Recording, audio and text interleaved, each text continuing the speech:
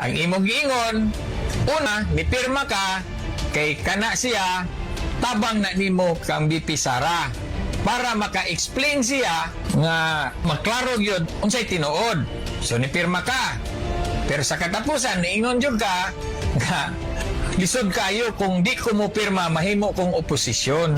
Unya, ang mahitabo, dili na ko matagan og bang ayuda sa Distrito 1.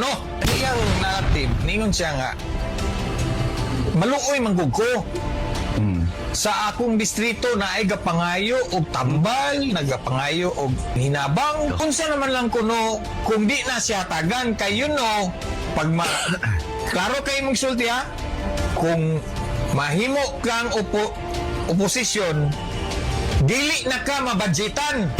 Hadlok ka nga di mabadgetan. Nanong din sa Distrito 2 na wala ay gapangayo kang Rufus Rodriguez. Kanong si Rufus Rodriguez wa man ni pirma. Wala di kay lain na mabuhat dia sa Kongreso. Di ka kapangayo budget kung wala ka makakapit sa presidente. Kunya mo yung kag abogado kwalipikado pero sup-sup ka na sa presidente. Dili ka kwalipikado kay di ka kabalo mangita kung asa nimo kwaon ang budget. Tanawa si